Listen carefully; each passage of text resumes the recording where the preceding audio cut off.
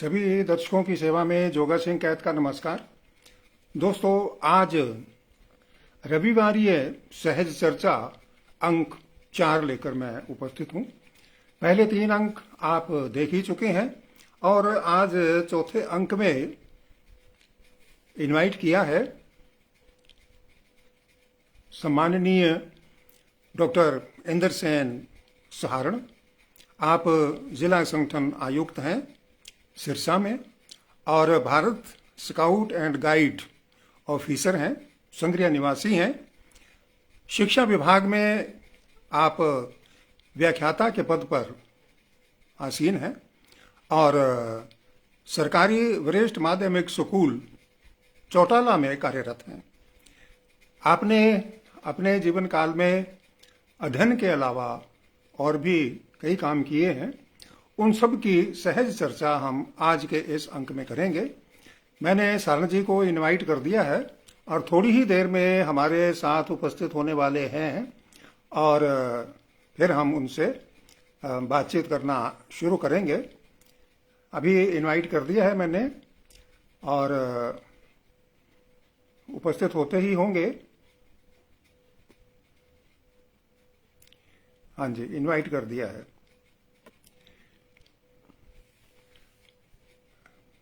माननीय डॉक्टर इंद्र सेन सहारण जी, अगर आप मेरी आवाज़ को सुन रहे हैं, देख रहे हैं तो कमेंट में लिखिए और इनवाइट मैंने आपको कर दिया है। आप जुड़ने का प्रयास करें। दोपहर में हमने छोटा सा अभ्यास कर लिया था, उसमें हम जल्दी जुड़ गए थे। थोड़ी ही देर में उपस्थित होने वाले हैं और अभी प्रेम मंडा देखना शुरू कर चुके हैं। नमस्कार कह रहे हैं आप। प्रेम मंडा जी संग्रिया से हैं। इंद्र सेन सहारण जी ने हाँ बोल दी है कि जी मैं तैयार हूँ। आपको मैंने इनविटेशन भेज दिया है डॉक्टर साहब, आप उसे स्वीकार करें और उसके बाद आपका अप्रूवल आएगा और फिर मैं आपको इस कार्यक्रम में ऐड कर लूँगा और हमारी बातचीत शुरू हो जाएगी। इंद्र सेन जी, आप मेरी आवाज़ सुन रहे हैं, आपने कहा है हाँ, तो कृपया जुड़ने का प्रयास करें। और I did not receive invitation yet. ठीक है जी। मैंने अभी दोबारा देख लिया है, आपको इनविटेशन भेजा जा चुका है। थोड़ी देर में आपके पास कोई ना कोई नोटिफिकेशन आएगा, आप उसे स्वीकार करेंगे। मैं एक बार फिर से देख लेता हूँ। हाँ, आपको इनवाइट कर चुका हूँ मैं और थोड़ी ही देर में आपको कोई ना कोई समाचार मिल जाएगा तो हमारी बातचीत आगे शुरू हो जाएगी। इस कार्यक्रम से पहले भी 3 अंक हमारे आ चुके हैं और उसका भी हमारे दर्शकों ने बहुत अच्छा रिस्पांस दिया है। इस कार्यक्रम को कोई विशेष आग्रह से शुरू नहीं किया गया, सहज रूप से ही शुरू हो गया था और हमारे वरिष्ठ भ्राता ओम पारिक पत्रकार हैं रावतसर में, उन्होंने इसका पहले अंक का नाम सहज दे दिया था तो मेरे को बड़ा पसंद आया, तो इस कार्यक्रम का नाम यही रख दिया। इसमें कोई इंटरव्यू नहीं है, साक्षात्कार नहीं है या कोई और वार्तालाप नहीं है। हाँ जी, आया तो है संदेश। हाँ जी, इंद्र सेन सहारण जी का संदेश आ गया, मैंने अप्रूवल दे दी है, ऐड भी कर दिया है सर आपको मैंने। ऊपर शो हो रहा है एडिंग और थोड़ी ही देर में आप जुड़ने वाले हैं। तो इसका नाम हमने सहज चर्चा इसलिए रखा हो गया कि इसमें साक्षात्कार में या इंटरव्यू हम लेते हैं, उसकी एक अपनी सीमाएं होती हैं। मुश्ताक खान नमस्ते कह रहे हैं, आपको भी बहुत बहुत नमस्कार। तो उसमें बहुत सारी चीजें रह जाती हैं, उसकी एक सीमाएं होती हैं, जबकि सहज चर्चा में इस तरह की कोई बंदिशें नहीं होती हैं। मित्रवत बैठ करके बात करते हैं। शंकर गिरी जी भी उपस्थित हो गए हैं, काफी लोग जुड़ रहे हैं। आप अपने दोस्तों को भी जोड़िए क्योंकि सहज चर्चा में बहुत कुछ हमें ऐसा मिल जाता है कि जो चर्चा करने वाला कहना चाहता है लेकिन अपनी बात को किसी न किसी कारण से कह नहीं पाता, क्योंकि इंटरव्यू की या साक्षात्कार की अपनी सीमाएं होती हैं। इसलिए सहज चर्चा में वो सभी बातें जो कहना चाहता है वो हमारे सामने आती हैं और अपने दिल से निकलती हैं। लालचंद भाटी जी कह रहे हैं, राम राम जी, आप नाथवाड़ा संग्रिया से हमें देख रहे हैं। भाटी जी, आपका स्वागत है, और भी अपने दोस्तों को जोड़िए, इनवाइट कीजिए और शेयर कीजिए इस कार्यक्रम को। आपका अपना कार्यक्रम है ये। और मुश्ताक जी कह रहे हैं कि हम दुबई से देख रहे हैं। बहुत बहुत धन्यवाद, आप हमें इतनी दूर से ट्यून किए हुए हैं, देख रहे हैं, स्वागत है आपका। और कार्यक्रम को शुरू होते ही थोड़ा सा टाइम लग रहा है, एडिंग शो तो हो रही है, देखते हैं कुछ ही क्षणों में डॉक्टर साहब, माननीय डॉक्टर साहब जुड़ने वाले हैं। और मैं डॉक्टर इंद्र सैन जी से गुजारिश करूंगा कि जुड़िए। दुबई तक के लोग आपको देखने के लिए लालायित हैं, और संग्रिया के भी कई दर्शक इस कार्यक्रम के साथ जुड़ चुके हैं, और कुछ ही क्षणों में आप जुड़ने वाले हैं। सुनीता बिश्नोई जी नमस्ते कह रही है हम दोनों को। आपको भी बहुत बहुत नमस्कार और स्वागत है इस कार्यक्रम में। इस अंक को आप देखिए और अपने दोस्तों तक भी पहुंचाइएगा। बात कर रहे थे इस कार्यक्रम की, सहज चर्चा की। तो सहज करके, सहजता से जो बातें हमारे मन में छिपी होती हैं, जो हम बताना चाहते हैं, जो लोग सुनना भी चाहते हैं, और वो बहुत ही रोचक होती हैं, सरल होती हैं, सहज होती हैं, उनको हम विशेष तरजीह नहीं देते हैं। वो सभी बातें हमारे सामने हमारे जब आती हैं तो निश्चित रूप से बहुत ही आनंद का विषय हो जाता है। शंकर गिरी जी कहते हैं, विजय सिंह भाटी जी भी मेरे साथ देख रहे हैं, आप दोनों का स्वागत है। और जगदीश परिहार जी जय भीम सर कह रहे हैं, आपको भी जय भीम। और डॉक्टर साहब, एडिंग शो हो रही है आपकी, हो सकता है कि कुछ क्षण लग जाएं जुड़ने में, डटे रहिए मैदान में, तो ताकि कार्यक्रम आगे बढ़े। अभी तक तो एडिंग हो रही है, शायद कुछ थोड़ा सा टाइम लग जाएगा, तो कोई चिंता की बात नहीं है। जुड़िए और हम अपनी चर्चा शुरू करें। तो इस तरीके से बहुत सारी हमारे दिल की बातें होती हैं, और लोग भी सुनना पसंद करते हैं। छोटी छोटी बातें होती हैं, बड़ी आनंददायी होती हैं, और उसमें कई बड़ी हंसाने वाली बातें भी जुड़ी होती हैं, रुलाने वाली भी बातें जुड़ी होती हैं। और जिस पद पर आदमी पहुंचा है वो तो हमें दिखाई देता है, कंगूरा जिसको हम कहते हैं, महल का कंगूरा। कंगूरा सबको दिखाई देता है, और हम सिर ऊंचा करके कह देते हैं, वाह क्या मकान बनाया है। बनवारी सहारण जी भी नमस्कार कह रहे हैं, जुड़ चुके हैं हमारे से। डॉक्टर साहब जुड़ने में थोड़ा सा टाइम ले रहे हैं, शायद कुछ नेटवर्क की तो प्रॉब्लम मैं नहीं समझता, क्योंकि वाईफाई है दोनों तरफ। अच्छा जी, तो कंगूरे को सब लोग देख लेते हैं, उसकी सराहना भी कर देते हैं, कुछ मीन मेघ भी निकाल देते हैं, लेकिन नीम की तरफ ध्यान बहुत कम लोगों का जाता है। कुलविंदर सिंह सरा जुड़ चुके हैं, इन्होंने जी शब्द लिख करके भेजा है। आपको भी बहुत बहुत जी आयानु बोलता हूं मैं, और अपने मित्रों को भी इनवाइट कर लीजिए। मैंने डॉक्टर साहब को इनवाइट कर रखा है। इंद्र सेन जी थोड़ी ही देर में हमारे साथ जुड़ने वाले हैं। और इंद्र सेन सहारण जी बोल रहे हैं कि सभी व्यूअर्स को नमस्कार। बिल्कुल जी, आपका ऊपर एडिंग शो हो रहा है, और आप जुड़ते ही कनेक्शन फेल हो गया आपका। मैं आपको दोबारा इनवाइट करता हूं सर, दोबारा जोड़ता हूं सर। अभी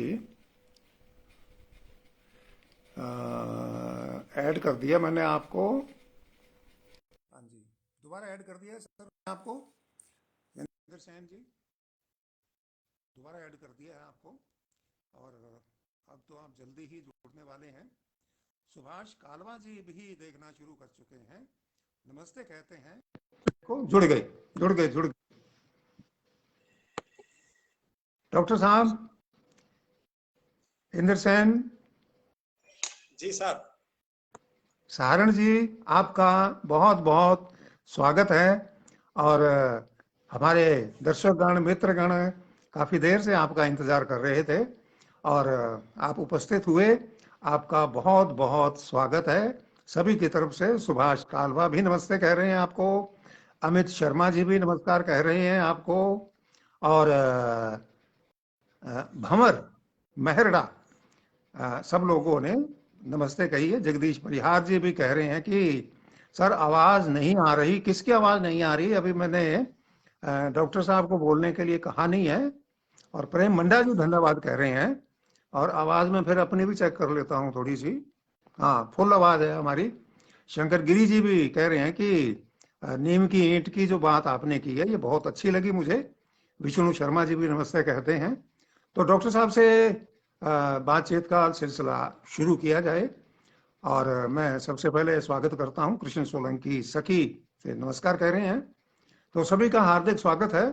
और बीच बीच में जैसे ही मौका मिलेगा मैं भी नाम पढ़ता रहूंगा। और डॉक्टर साहब को मौका मिलेगा तो वो भी आपके नाम पढ़ते रहेंगे। रामचंद्र ब्यावत रोजड़ी से हमें देख रहे हैं। सभी का स्वागत है। और भी हमारे साथ जुड़ेंगे उनका सबका स्वागत है। और जितनी कोशिश होगी सब लोगों के हम नाम पढ़ने की कोशिश करेंगे। नाराज मत होइएगा, कार्यक्रम का आनंद लीजिएगा। तो सबसे पहले डॉक्टर इंद्र सेन जी सहारण, आपका सभी ने स्वागत किया है। मैं आपकी तरफ से अपनी तरफ से धन्यवाद देता हूं। और आपसे अपने बारे में थोड़ी सी मैंने आपको जानकारी दे दी। और आप अपने श्रीमुख से अपनी जानकारी कुछ दीजिए कि अभी आप क्या कर रहे हैं। जी। नमस्कार कैद साहब। बहुत बहुत अ, नमस्कार सर। सभी को बहुत नमस्कार और गुड इवनिंग। साथियों के नाम कैद साहब ने सबके पढ़े हैं और बहुत धन्यवाद बनवारी भाई साहब का कि पिछली चर्चा में वो आपके साथ थे और उन्होंने मुझे ये मौका दिया। बहुत सारे परिचित मेरे और बहुत सारे आपके परिचित नाम मैं पढ़ रहा था। टेक्निकली थोड़ी दिक्कत की वजह से लेट जुड़ पाया। आपने सबका अभिवादन किया। मैं अपनी ओर से भी सबका अभिवादन करता हूँ। दो तीन लोग मेरे काफी करीबी, मंडा जी, मैडम सुनीता जी और कुलविंदर जी के नाम पढ़े। हम लोग लगभग योगा क्लास और स्काउटिंग के साथी हैं, तो ये मेरे साथी हैं। और जो साथी नहीं है वो भी आज की चर्चा के बाद मेरे एक तरह से साथी है। आपके द्वारा उनसे मिलने का मौका मिला है, तो उन सबको भी मैं अपनी ओर से साधुवाद देता हूं और सबको नमस्कार कहता हूं। बहुत अच्छी बात कही आपने डॉक्टर साहब जी।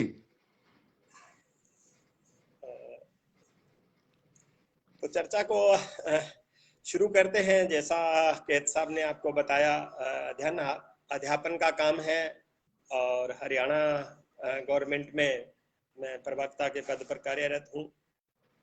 स्वामी केशवानंद की जो कर्म भूमि है संग्रिया, एक शिक्षा में बहुत अग्रणी नाम है और मेरा ये सौभाग्य है कि स्वामी जी की इस कर्म स्थली में, उनके चरणों में मेरा निवास स्थान बना है और मुझे यहाँ रहने का मौका मिल रहा है। पिछले लगभग 18 वर्षों से मैं हरियाणा गवर्नमेंट में प्रवक्ता के पद पर कार्यरत हूँ। अभी नजदीक के ही विद्यालय चौटाला में कार्यरत हूँ। मेरी आवाज के सब ठीक आ रही है? जी हाँ, आवाज ठीक आ रही है आपकी। तो बिल्कुल पास का ही कस्बा है। एक तरह से जिस एरिया में हम रहते हैं ये हरियाणा, पंजाब और राजस्थान तीनों का ज्वाइंट सा एरिया बनता है। तो क्योंकि बड़ी से चर्चा है तो लोग अक्सर मजाक भी करते हैं। ये एक संयोग है। मैं बेसिकली पंजाब का रहने वाला हूँ। फाजिलका के पास एक छोटा सा गांव सहतीर वाला करके है, जहाँ जी मेरा बचपन बीता और मेरी स्कूलिंग वहाँ हुई। तो बेसिकली पंजाब से बिलोंग करता हूँ और मेरी जो कर्म भूमि है वो हरियाणा है। चौटाला में कार्यरत हूँ। सरसा के अनेक स्कूलों में कार्य करने का अवसर मिला मुझे और राजस्थान में रहता हूँ। तो एक तरह से लोग कहते हैं कि हरियाणा, पंजाब और राजस्थान तीनों का समावेश है। तो ये मेरे लिए सौभाग्य की बात है। सबके लिए बहुत अच्छी बात कही आपने। त्रिवेणी संगम हो गया सर। बिल्कुल बिल्कुल, पंजाब से आते हैं और राजस्थान में रहते हैं और दिन में कार्य क्षेत्र के लिए हरियाणा में चले जाते हैं। तो चर्चा में बचपन, जैसा कि मैं चर्चा कर रहा था सर, फाजिलका के पास एक छोटे से गांव में बचपन बीता। वहाँ मेरी स्कूलिंग हुई और बिल्कुल पाकिस्तान की जो हमारी बॉर्डर है उसके पास हमारा छोटा सा गांव, जिससे पाकिस्तान का बॉर्डर में 4 किलोमीटर था। और बचपन में हम लोग खेत जाया करते अपने दादाजी अपने पापा के साथ। तो मेज हमारे जो खेत थे उससे तो 1.5 किलोमीटर 1.5 किलोमीटर की दूरी पर हमारा बॉर्डर था। जी। आजकल के जैसे हम हालात देखते हैं, दुनिया में जो परिवर्तन हुआ है, या फेंस हो गई है या टेंस का दौर हो गया, उस जमाने में शायद ऐसा नहीं था। जब हम बचपन में वहाँ गांव में स्कूल टाइम से आ जाना तो पेरेंट्स के साथ खेत चले जाना, पशु चराने चले जाना। तो पता नहीं बचपन में कितनी बार हम लोग गलती से पाकिस्तान में चले गए और आ गए, क्योंकि उस टाइम इस प्रकार की फेंसिंग या तारबंदी नहीं हुआ करती थी।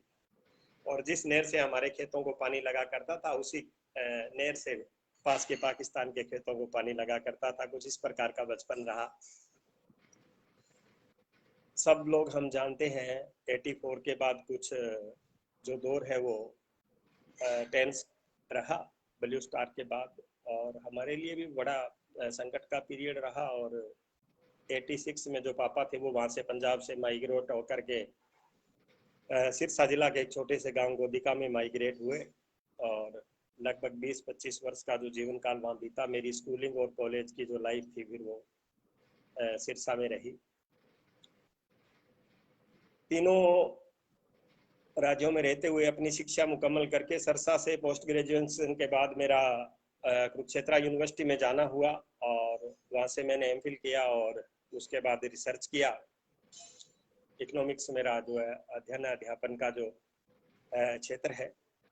बहुत सारे साथी बीच में आ रहे हैं। साहब राम जी लोहरा आए हैं, उनको राम राम कह रहे हैं। राम राम मैं एक बार कहता हूँ। बनवारी जी का फिर एक बार निवेदन आया है, बनवारी जी को भी नमस्कार।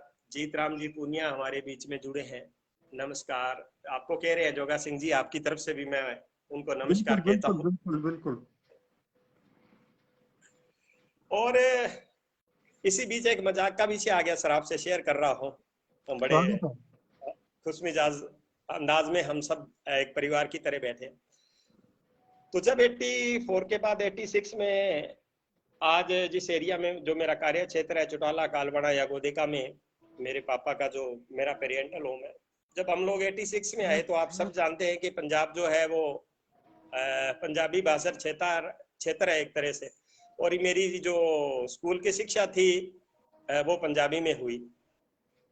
और जब हम लोग 86 में यहाँ पर आए तो मैं 8th क्लास में था, और गोदिका जब गांव में आए तो कोइंसिडेंस से मुझे किसी भी विद्यालय में एडमिशन नहीं मिला, क्योंकि 8th क्लास का उस टाइम बोर्ड हुआ करता था और मुझे हिंदी पढ़ना और लिखना नहीं आता था। जी। पापा मुझे लेकर के कभी रिसालिया खेड़ा के स्कूल में, कभी गोरीवाला, कभी कालवाना, कभी चौटाला जाते, लेकिन सभी जो गवर्नमेंट स्कूल थे वो मना करते। जी। लेकिन फिर कुछ पॉलिटिकल हस्तक्षेप की वजह से उस वक्त ताऊ चौधरी देवीलाल को मैं नमन करता हूँ, उनके आशीर्वाद से मुझे एक विद्यालय में 8th क्लास में दाखिला मिला। जी। और ये एक सहयोग रहा। जिस विद्यालय में 8th क्लास में मुझे दाखिला मिला और मुझे हिंदी नहीं आता था, 87 में मैंने अपनी 8th क्लास पास की, और उस स्कूल का उस साल में बोर्ड एग्जाम में टॉपर रहा। वाह, बहुत बढ़िया, बताइए। मेरा जो कंपटीटर था, मुझे आज भी याद है, उसके 250 नंबर थे और मेरे 251 थे। वाह। और उसके बाद 2004 में जब मेरा अपॉइंटमेंट हुआ हरियाणा गवर्नमेंट में, 3 साल मेरी सिरसा के पास ही नुइया वाली में पोस्टिंग रही, और उसी विद्यालय कालवाना में मैं 2007 में दोबारा प्रवक्ता के पद पर आया। वाह। और कुछ टाइम बाद उस विद्यालय के जो मेरे प्राचार्य थे, जो वर्तमान में आजकल हमारे जिला शिक्षा अधिकारी हैं, श्रीमान संत कुमार जी बिश्नोई, और स्काउट में हमारे डिस्ट्रिक्ट चीफ कमिश्नर भी हैं, वो प्राचार्य हुआ करते थे। उनकी प्रमोशन हो गई, ब्लॉक एजुकेशन ऑफिसर के पद पर वो डबल ही चले गए, और उस विद्यालय का कार्यभार मुझे मिला। जी। वहाँ की पंचायत बहुत एक्टिव थी। जगदेव जी साणवा सरपंच हुआ करते, उन्होंने शिक्षा के क्षेत्र के लिए बहुत काम किया उस गांव में। तो अक्सर हम लोग जब इंडिपेंडेंस डे और रिपब्लिक डे का वहाँ सम्मेलन करते थे, तो मैं अपनी वेलकम स्पीच में एक लाइन हमेशा बोला करता था कि जब मैं 86 से पंजाब से आया, ये वही विद्यालय है जिसने मुझे कभी 8th क्लास में एडमिशन देने से मना किया। आज मैं उसी स्कूल का प्राचार्य हूँ। बहुत बढ़िया, बहुत बढ़िया। तो ये एक संयोग रहा। प्रेमचंद दोरा जी परिणाम कह रहे हैं कैद साहब आपको। मैं आपकी तरफ से और अपनी तरफ से भी उनको प्रणाम करता हूँ। जी जी जी। प्रेम जी मंडावा लिखते हैं। प्रेम जी आपका भी धन्यवाद। तो सरपंच साहब अक्सर ये कहते कि डॉक्टर साहब कम से कम इस चर्चा को अब छोड़ दीजिए। मैंने कहा कैसे छोड़ दूं? ये नहीं कैसे छोड़ती। छोड़ दूं? जिस विद्यालय ने एडमिशन के लिए दरवाजे मेरे लिए बंद कर लिए थे, आज उस स्कूल का मैं एज ए डीडीओ वहां पर रहा सर। जी पठन पाठन का जो दौर था वो सर चलता रहा। ये तो गवर्नमेंट जॉब की बात है। जी 2004 से मैं जॉब में आया रिसर्च मुकम्मल करने के बाद। जी उससे पहले लगभग 8 वर्ष मैंने प्राइवेट सेक्टर में भी काम किया, वो भी एजुकेशन लाइन में। जी हिंदू कॉलेज रामा मंडी में, डीएन कॉलेज कालावाली में, और जेसीडी विद्यापीठ जो है सिरसा, इन 3 शैक्षणिक संस्थान में, और बीच में कुछ टाइम इलाहाबाद में के एक पब्लिक स्कूल में भी प्राचार्य के पद पर रहा। तो इससे लगभग 8 वर्ष प्राइवेट सेक्टर में अध्ययन अध्यापन का काम किया, और अब लगभग पिछले 17-18 वर्ष से गवर्नमेंट जॉब में हूँ। तो लगभग 23 वर्ष का जो मेरा जीवन है वो शिक्षा से जुड़ा रहा है। और गवर्नमेंट जॉब में आने के बाद आज जो मेरा बेसिक जो काम है कैसा मैं बताना चाहता हूँ। जब 2004 में मैं गवर्नमेंट जॉब में आया तो उसी टाइम हमारे सिरसा के इंचार्ज हुआ करते थे जिला संगठन आयुक्त श्रीमान कमलजीत जी शर्मा, उन्होंने मुझे स्काउटिंग के क्षेत्र से जोड़ा, और मैंने अपना बेसिक 2005 में किया। और उसके बाद से फिर मैं शिक्षा के साथ साथ जो है स्काउटिंग क्षेत्र में कार्य करता रहा हूँ।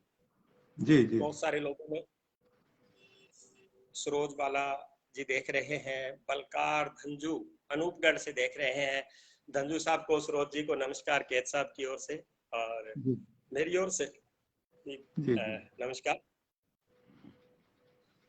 तो बेसिकली अब कैद साहब मैं स्कूल में ज्यादा वक्त नहीं दे पाता हूँ अध्यापन के कार्य को, क्योंकि पूरे जिला का कार्यभार आ गया स्काउटिंग में। धीरे धीरे जो ट्रेनिंग थी वो स्काउटिंग में चलती गई। लगभग बच्चों से रिलेटेड हमारी 3 ट्रेनिंग होती है, वो मैंने मुकम्मल किया 2012 तक। और उसके बाद जो बाकी की ट्रेनिंग थी मेरी, आज मैं लगभग इस एरिया का जो है हमारी जो अंतिम ट्रेनिंग होती है लीडर ट्रेनर 2019 में मुकम्मल किया। और स्काउटिंग के क्षेत्र में जो हमारी एक तरह से इंटरनेशनल ट्रेनिंग होती है वो मुकम्मल कर ली। तो उसके बाद मैं सिरसा जिला का जो स्काउटिंग का है वो कार्यभार देखता हूँ। बहुत बढ़िया।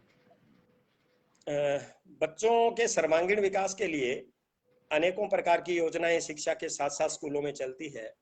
बेसिकली लोग ज्यादा पॉपुलरली जो नाम जानते हैं वो एनसीसी का जानते हैं। एनसीसी हुआ, स्काउट और एनएसएस, रेड क्रॉस, ये सारी जो एक्टिविटीज है ये शिक्षा के साथ चलती है।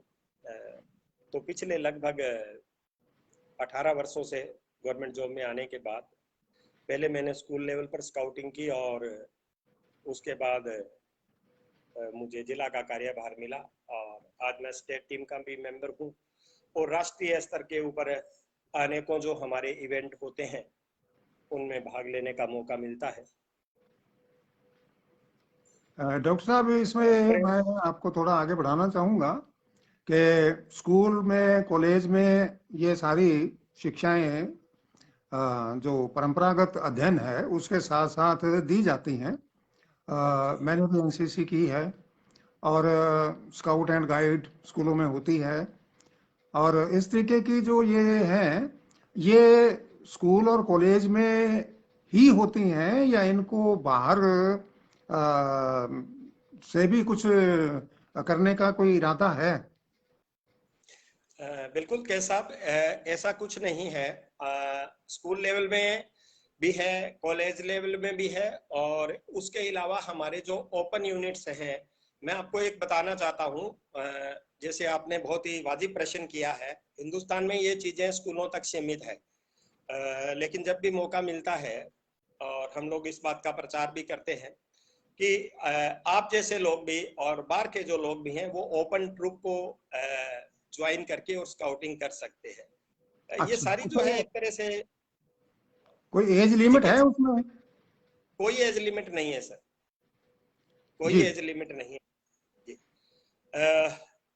ओपन ट्रूप आप ज्वाइन करके बस बहुत साधारण सी बात है, जो स्कूल लाइफ के बाद के लोग हैं अगर उनकी एज 18 वर्ष से ज्यादा है और क्वालिफिकेशन 10th से ऊपर की है तो वो ज्वाइन करके और ट्रेनिंग ले सकते हैं जी। और राष्ट्र निर्माण की इस प्रक्रिया में अपना योगदान दे सकते हैं। ये ट्रेनिंग लेने के बाद स्कूल में ट्रेनिंग ले या कॉलेज में एनसीसी की ले, जहाँ बाहर से भी ले, तो हाँ जी। इस ट्रेनिंग के अंदर क्या बताया जाता है और इस ट्रेनिंग का आगे हमारे जीवन में महत्व क्या आपने देखा? महत्व, सर पहले मैं बच्चों से रिलेटेड बात करता हूँ और फिर आपका जो प्रश्न है उसका उत्तर देने का कोशिश करता हूँ। एक जी। तरह से ये बच्चों के सर्वांगीण विकास के लिए स्कूल लेवल में ये सरकार द्वारा एक्टिविटी चलाई जाती है और ये एक राष्ट्र निर्माण की प्रक्रिया है। इसको आप एक तरह से इसमें डिजास्टर मैनेजमेंट आता है, वन विद्या आती है और फर्स्ट एड आती है। इस टाइप की ट्रेनिंग दी जाती है कि जब भी कभी राष्ट्र संकट में हो तो हमारा जो यूथ है बेसिकली वो कंट्रीब्यूट कर सके। अभी कुछ पैंडेमिक की मैं बात करूं, जैसे अभी आप कोरोना का जो फेज रहा उसमें डॉक्टर और पुलिस के बाद हिंदुस्तान में बेहतरीन काम स्काउट के लोगों ने किया। केदारनाथ की अगर आप बात करें, केदारनाथ में जो डिजास्टर हुआ उस टाइम में आर्मी के साथ मिलकर के और बहुत बेहतरीन काम किया। भुज की अगर बात करें तो वहाँ बहुत बेहतरीन काम किया। मैं आपको बताना चाहता हूँ जहाँ मेरा कार्य क्षेत्र है चुटाला में, केदारनाथ का जब डिजास्टर हुआ और जब वो बाढ़ आई, उस होटल में है मेरे चुटाला गांव के ही 4 बच्चे रुके हुए थे हम्म। और वहां सब कुछ जब बह रहा था तो वो बच्चे बैग फेंक के एक बार पहाड़ पर ऊपर की ओर चले जाते हैं और फिर उनको ख्याल आता है कि बहुत सारे जो लोग थे उस होटल में वो इतने डर गए थे क्योंकि मौत बिल्कुल उनको सामने दिखाई दे रही थी और उनका बताना था कि 70 के करीबन लोग उस होटल में थे। तो उन्होंने अपने बैग वहीं पटके और एक रस्सा लेके दोबारा से वो नीचे आते हैं और उनको शायद 2 या 3 मिनट का ये समय मिला, इतने में वो होटल पानी में बह गया। उस 2 या 3 मिनट के समय में उन्होंने 30 लोगों की जान एक रस्से की सहायता से बचा ली थी और 40 के करीबन लोग उस नदी में बह गए और उनको फिर चारों बच्चों को हरियाणा गवर्नमेंट ने गवर्नर भवन में चंडीगढ़ में सम्मानित भी किया। बहुत ऐसे भुज बढ़िया। में भी बहुत सारा। आपके प्रश्न की ओर आता हूँ, जी। बच्चों को इसका एडवांटेज भी रहता है। इसकी फेज है, स्कूल लेवल की फेज है, फिर स्टेट लेवल की है, नेशनल लेवल की है। स्टेट लेवल तक अगर बच्चा ट्रेनिंग लेता है, राज्यपाल पुरस्कार हम उसको कहते हैं, उस बच्चे को गवर्नर भवन में सम्मानित किया जाता है और एकेडमिकली उसको 3% जो मार्क्स है वो मिलते हैं। एकेडमिक मार्क्स के अलावा जितने भी जी उसके जी मार्क्स हैं मैट्रिक प्लस टू बीए में उसमें ऐड होते हैं और अगर बच्चा राष्ट्रपति अवार्ड तक जाता है तो उसको 5% मार्क्स ऐड होते हैं। जी जी। उसके अलावा जब बच्चा यूनिवर्सिटीज में जाते हैं उनको एडमिशन में वेटेज मिलती है, गवर्नमेंट जॉब में जाते हैं वहाँ वेटेज मिलती है और एक बहुत बड़ा एडवांटेज मिलता है रेलवे में जॉब में। जो बच्चा राष्ट्रपति अवार्ड कर जाता है उसको रेलवे में एक बहुत बड़ा अपॉर्चुनिटी रहता है जॉब का, जो बच्चा राष्ट्रपति अवार्ड कर जाए। हमारे बच्चे लगातार सेलेक्ट होते हैं। आपके नियर बाई हम देखते हैं बठिंडा का रेलवे स्टेशन है, तो वहाँ पर मिस्टर बलदेव है, ट्रैफिक इंस्पेक्टर हैं वो रेलवे में। वो इसलिए ट्रैफिक इंस्पेक्टर हैं कि वो एक स्काउट है, जी उस जी। पद से वो। अंबाला में मिस्टर राजे बैठते हैं, बहुत बड़ी पोस्ट है रेलवे में, नॉर्दर्न रीजन के वो जनरल सेक्रेटरी हैं वाह। और नॉर्दर्न रीजन के जनरल सेक्रेटरी इसलिए हैं कि वो एक राष्ट्रपति स्काउट है। जी जी जी जी जी। बहुत और बढ़िया। सिरसा की अगर मैं बात करूं तो सिरसा के जो स्टेशन मास्टर है वो इसलिए स्टेशन मास्टर है कि वो एक राष्ट्रपति स्काउट है। वाह। और बहुत बेनिफिट है। अभी 2 वर्ष पहले कोरोना में ही मेरा भी एक बच्चा रेलवे में सिलेक्ट हुआ है, आजकल अंबाला में उसकी ट्रेनिंग हो रही है और कोइंसिडेंस से जिस लड़की से उसका एंगेजमेंट हुआ उसका भी रेलवे में स्काउट कोटे से ही सिलेक्शन हो गया और वो जयपुर में कार्यरत है। ये जी तो बच्चों को बेनिफिट की बात है और राष्ट्र निर्माण में तो खुद कंट्रीब्यूट करते हैं। जी। अब जो आपका जो प्रश्न है कि ओपन स्काउटिंग के लिए जो लोग समाज में रहते हैं उनको जॉब के रिगार्डिंग या दूसरी चीजों में तो कोई एडवांटेज मैं कहता हूँ नहीं मिलेगा, लेकिन अगर वो जुड़ते हैं तो वो राष्ट्र निर्माण की प्रक्रिया में अपना कुछ ना कुछ कंट्रीब्यूशन जरूर कर सकते हैं। वो जब भी चाहें, जिस तरीके से भी चाहें, इसमें जुड़ सकते हैं। और जी आपको जी एक बात बताना चाहता हूँ, मुझे इसके थ्रू विदेश जाने का भी मौका मिला। जी लंदन जी। में जम्बूरी हुआ, 2 साल पहले मैं मालदीव गया, देश का प्रतिनिधित्व करने का मौका मिला। वाह। फॉरेन में तो जितनी स्काउटिंग स्कूल लेवल पर होती है उससे कहीं ज्यादा ओपन स्काउटिंग होती है। बहुत सारे लोग जो अपना स्पेयर टाइम है वो इस मूवमेंट से जुड़ के देते हैं, तो बाकी लोगों भी इसमें जुड़ सकते हैं, ऐसी कोई बात नहीं है। और ये बहुत अच्छी बात कही आपने।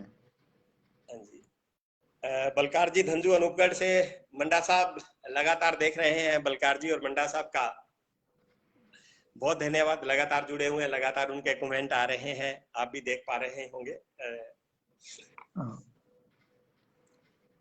जी बाकी साथियों से भी जो लाइव देख रहे हैं उनसे निवेदन है कि इससे जुड़ी हुई अगर कोई वो जानकारी चाहते हैं, जैसा कैद साहब का प्रश्न था, और कैद साहब से भी निवेदन है कि वो बीच बीच में अगर लिखते रहेंगे तो मैं अपने ज्ञान के द्वारा यथासंभव ये प्रयास करूंगा कि वो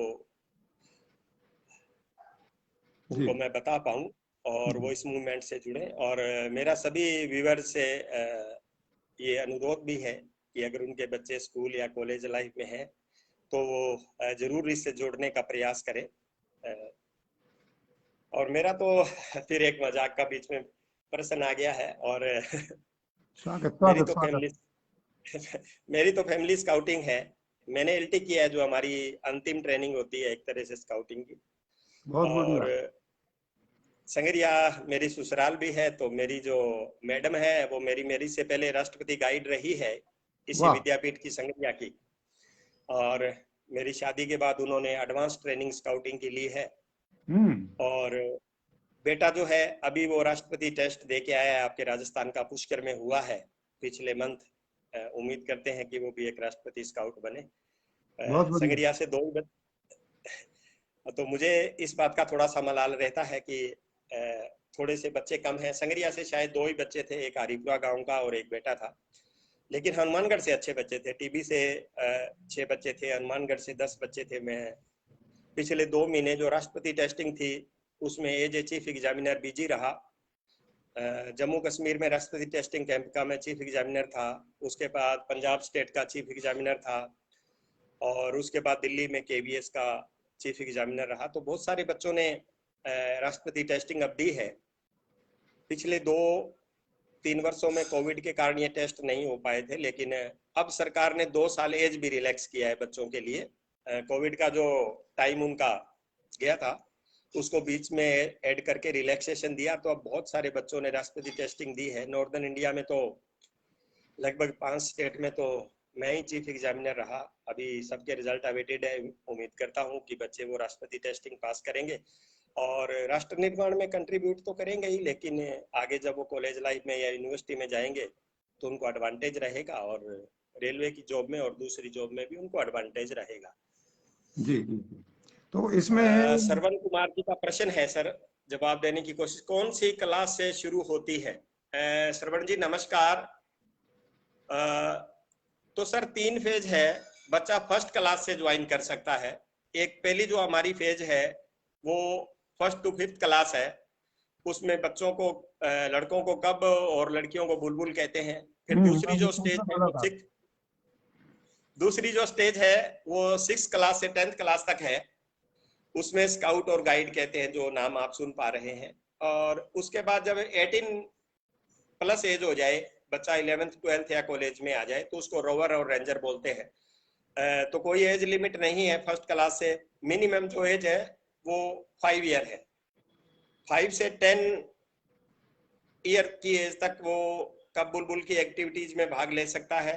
10 से 17 वर्ष की आयु के बीच में स्काउट गाइड की एक्टिविटीज में, और 17 से 25 में रोवर रेंजर में, और 25 प्लस और 10th के बाद की क्वालिफिकेशन है तो वो एज ए लीडर काम कर सकता है ट्रेनिंग लेकर के। तो कोई एज लिमिट नहीं है श्रवण जी। तो बेटा जिस भी क्लास में है, और अगर कोई इसके रिगार्डिंग आपका जानकारी अलग से चाहिए तो मेरा फोन नंबर अवेलेबल रहेगा, आप बात कर सकते हैं। मैं जी यथासंभव बताने का प्रयास करूंगा, और मेरे लायक जो भी सेवा होगी, नॉर्दर्न रीजन में पूरे में काम करता हूं, तो जैसा भी बन पाएगा मैं प्रयास करूंगा। माननीय डॉक्टर साहब, एक बात अभी ध्यान में आ रही है, वो बीच बीच में मैं पूछता रहूंगा कि ये जितनी भी बातें आपने बताई हैं, राष्ट्र निर्माण में सहयोग, लोक सेवा में, राष्ट्र सेवा में सहयोग, और परिवार में इन चीजों का कुछ असर हो, उसके लिए इसके अंदर कौन सी ट्रेनिंग दी जाती है, या क्या क्या बातें स्काउट एंड गाइड को सिखाई जाती हैं? सर, परिवार में भी एक बहुत बड़ा चेंज आता है। जैसे मैं कह रहा हूँ कि मेरा पूरा फैमिली स्काउट है, तो 3 बातें स्काउटिंग की जो बेसिक हमारी डेफिनेशन है उसमें हम बताने का प्रयास करते हैं कि स्काउटिंग जो है वो एक तरह से शारीरिक, मानसिक और आध्यात्मिक विकास करता है व्यक्ति का। और जी मैं समझता हूँ कि अगर तीनों गुण व्यक्ति में, तीनों तरह से व्यक्ति परिपूर्ण है, शारीरिक दृष्टि से स्वस्थ है, मानसिक दृष्टि से स्वस्थ है, उसका बौद्धिक और आध्यात्मिक विकास हो गया है, तो कोई कमी नहीं रहती। एक बात बीच में आ गई है, आध्यात्मिक से मुझे याद आया है। जी आज दुनिया में लगभग 200 से ऊपर, 204 एग्जैक्टली जो फिगर है वो ऊपर नीचे होती रहती है भोजन की एफिलिएशन के हिसाब से, टेक्निकल चीजें हैं। पहले 216 का नंबर था, आज 214 कंट्रीज, 204 कंट्रीज में स्काउटिंग है। तो उसका पहला जो फंडामेंटल है, ला है, वो यही है कि इसकी एफिलिएशन उस बच्चे को, उस राष्ट्र को, उस व्यक्ति को मिलेगी जो परमपिता परमात्मा को मानता है, जी जिसकी आस्था है किसी न किसी। जो नास्तिक व्यक्ति है, जैसे जी चाइना है, तो उनको एफिलिएशन नहीं मिलती है। हम्म। तो परिवार में भी किस तरह से हमको रहना है, और किस तरह से हमारा जो आपस में जो सामाजिक संबंध है उसका टाई अप हो, हमारे पड़ोस के लोगों से हमारा किस प्रकार का टाई अप हो, हमारे रिश्तेदारों से किस प्रकार का, तो वो चीजें भी बच्चों को सिखाई जाती है। उनको एक जो सिलेबस के हिसाब से राष्ट्र निर्माण की प्रक्रिया की जानकारी तो दी जाती है, लेकिन उसके साथ साथ बाकी जो चीजें हैं पारिवारिक। वो भी बताई। जी जी जी जी। श्रीमान जी, क्या इनका प्राइवेट स्कूल और, है? हाँ जी, बीच एक में, प्रश्न है सर, जगदीप कैद साहब। हाँ जी, बीच में एक दर्शक ने आपका टेलीफोन नंबर पूछा है, और कार्यक्रम खत्म होने के बाद इनके जितने भी कमेंट हैं वो आप पढ़िएगा। और टेलीफोन नंबर भी कई लोगों ने पूछा है बीच बीच में। विष्णु शर्मा जी भी कह रहे हैं कि बहुत महत्वपूर्ण योगदान है राष्ट्र निर्माण में। तो इसमें क्या है कि एक बात, ये शुरुआत कहाँ से होती है? शुरुआत जैसा बताया राष्ट्र सर, किन बच्चों किन के लिए बिंदुओं तो को आप, लेकर के चलते हैं? जी सर, पहले एक प्रश्न आया है सर जगदीश जी वर्मा का, श्रीमान जी क्या प्राइवेट स्कूल में बच्चों को भी स्काउट गाइड के लिए या कब बुलबुल के लिए कोई विशेष फॉर्म अप्लाई करने की आवश्यकता पड़ती है? तो वर्मा जी, ऐसा कुछ नहीं है। जिस भी स्कूल में बच्चा पढ़ता है, जो हमारे स्कूल हैं वो डिस्ट्रिक्ट से एक तरह से एफिलेट होते हैं। स्कूल को एक फॉर्म अप्लाई करना होता है, स्कूल को डिस्ट्रिक्ट से एफिलिएशन मिलता है। जिस जिस स्कूल में यूनिट है, आपका बच्चा जिस भी स्कूल में पढ़ता है, उस स्कूल में अगर पहले रजिस्टर्ड यूनिट है कब बुलबुल स्काउट गाइड का, तो उसका वो प्रतिभागी हो सकता है। अगर जी उस स्कूल में यूनिट नहीं है, तो पहले तो अनुरोध करें कि वो, इसकी कोई फीस नहीं है सर, बड़ी मिनिमम फीस है। एक जो सीनियर सेकेंडरी स्कूल है, अगर वो एफिलिएशन लेना चाहता है तो उसकी साल की 120 रुपया फीस है। हाई स्कूल का 100 रुपीज है, और मिडिल स्कूल का 80 रुपीज है। बच्चे का मात्र 8 रुपया एक साल का फीस है। अच्छा। और अगर यूनिट नहीं है, अगर उस स्कूल में यूनिट नहीं चल रहा है, और उसके बावजूद भी अगर आप बच्चों को इस लाइन में डालना चाहते हैं, तो हर एक सिटी में और डिस्ट्रिक्ट में ओपन यूनिट होते हैं। जैसे मैंने भी सिरसा में लड़कों के लिए 2 और लड़कियों के लिए 2 ओपन यूनिट रखे हैं। जी वैसे तो जी मेरी लगभग ये 210 स्कूलों में सिरसा में स्काउटिंग चलती है, लेकिन जिन स्कूलों में नहीं चलती है उनके बच्चे अगर प्रतिभागी होना चाहते हैं तो फिर मैं उनको ओपन यूनिट में शामिल करता हूँ। जी तो जी। आप उसका भी श्रेय ले सकते हैं, लेकिन आप कि अगर कोई और ज्यादा जानकारी हो तो आप फोन पे ले सकते हैं, मैं फोन नंबर आपको शेयर कर दूंगा। हाँ जी। तो जी आगे जैसे इसमें परिवार की बात होगी, राष्ट्र की बात होगी, तो शुरुआत तो मिट्टी से होती है सर। जी किसानी जी से होती है। और हाँ जी शुरू में आपने अपने बारे में जो जिक्र किया, किसानी से जुड़े हुए हैं, मिट्टी से जुड़े हुए हैं, तो जी बड़ी खुशी हुई। और निश्चित रूप से जो किसानी से और मिट्टी से जुड़ा हुआ व्यक्तित्व है, वो निश्चित रूप से बहुत बड़ा वट वृक्ष बनता है, और न जाने कितने पक्षियों को पनाह देता है, और कितने लोगों को छाया देता है, ऑक्सीजन देता है, और न जाने क्या क्या देता है। तो आप इन से और क्या क्या काम करवाते हैं, रूटीन में जो है वो क्या काम चलते रहते हैं आपके? जो बच्चे हमारे यूनिट में काम करते हैं उनसे सर यही काम करवाते हैं, जैसे आपने मिट्टी की बात करी, तो हमारे उसमें 9 फंडामेंटल जो है, 9 बेसिक जो बातें हैं, उसमें सब कुछ आ जाता है। जैसे आपने अभी कृषि की बात की, सेवा भाव की बात की, पशु पक्षियों की बात करी, तो उसमें हमारा एक ये नियम ही है, जो बच्चा हमारे ज्वाइन करना चाहता है उसको हम 1 महीने का टाइम देते हैं कि 9 बातों के ऊपर वो बच्चा जो हमारा खरा उतरे, उसके बाद ही हम उसको एडमिशन देते हैं। तो उसमें एक लाइन ये भी आती है कि स्काउट गाइड जो है वो पशु पक्षियों का मित्र और प्रकृति का प्रेमी होता है।